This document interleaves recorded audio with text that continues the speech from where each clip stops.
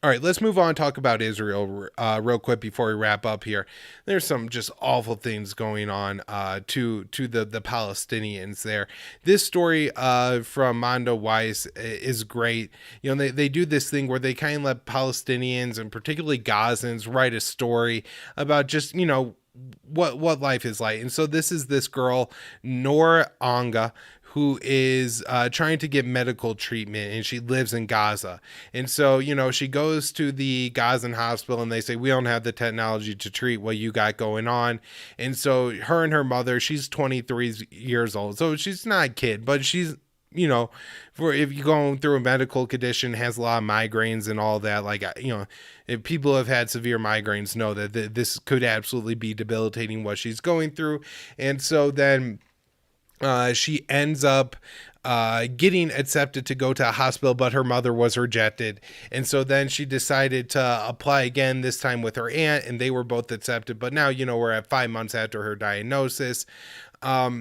She, you know, one thing she talks about going through security, so leaving Gaza and going into Israel, and how the toothpaste that she had, right, they said that she couldn't bring her toothpaste in, but they wouldn't let her throw her toothpaste away just at the checkpoint. They made her literally go outside the building and throw her toothpaste back into Gaza, right? Like, you know, the people of Gaza are so dehumanized in the eyes of the Israeli customs enforcement that even their toothpaste would contaminate the Israeli land, and so they have to go and throw it back into Gaza.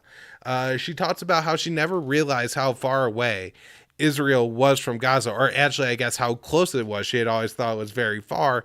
And once, you know, she got into Israel, was able to go to Jerusalem and pray at the Al-Aqsa Mosque and everything like that. And just imagine though what it would be like if you had a really significant to you, you know, religious building or something like that, right? And it's right down the road, and you're not allowed to go unless you have some kind of crazy brain tumor, because no regular people are just allowed out of Gaza to go and travel to the Al-Aqsa Mosque or anything like that. And so, you know, it's this crazy thing where it's only because of that she's even able to, like, you know, leave.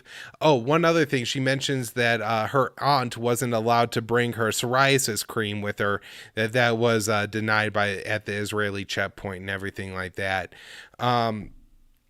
So she ends up, I think, getting the surgery in Turkey after it was kind of decided that they couldn't do the surgery for her in the West Bank either.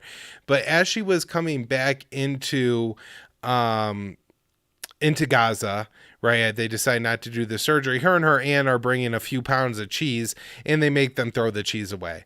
And so, you know, just another little delicacy, a little way to, like, you know, bring back a little bit of the rest of the world into Gaza, you know, for her aunt and their brothers and sisters and everything like that, for her family.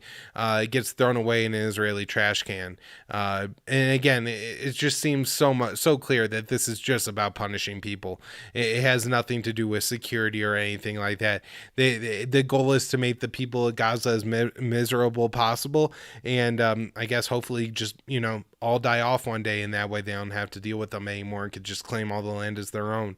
But right now they just keep them penned up in a big prison, and even if you have you know, real medical issues, you probably, you know, the Unabomber or somebody in the U.S. is probably getting more quality medical care than a lot of these people in Gaza are seeking in Israel, and probably more likely to get access to it when you think about, like, you know, applying and everything like that, what you have to go through. So many stories of young children having to go, you know, with non-relatives to get their medical care because their dad, their mom, their brothers, and everybody were rejected when they applied to travel with their kid to get medical care.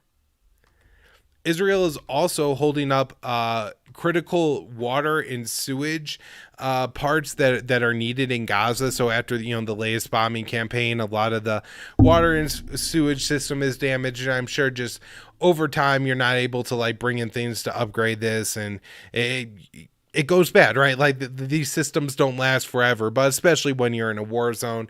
And so Now Israel is further delaying when they are going to allow these systems into Gaza. And I've talked about on the show how many of the health problems in Gaza are caused by people drinking unclean water. And, this is just making it worse. And again, just like Saudi Arabia not allowing the fuel into Yemen, this is just to punish the people and make their lives more miserable. And hopefully, I guess, like the end goal being dying off our complete subservience. We also have this now in the West Bank, a few tragic stories. Israeli bulldozers plowed the way through wheat fields to make room for Israeli tanks. I mean, there's really no other way to describe what happened here other than this is just the things that happen when you live in apartheid states.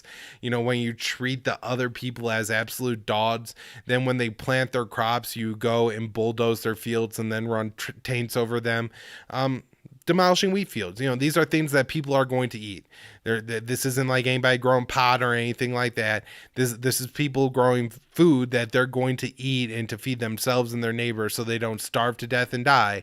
And an Israeli tank comes and destroys it, along with Israeli bulldozers. Like there's no other way to get around the West Bank, or that you have to be moving the tanks around constantly.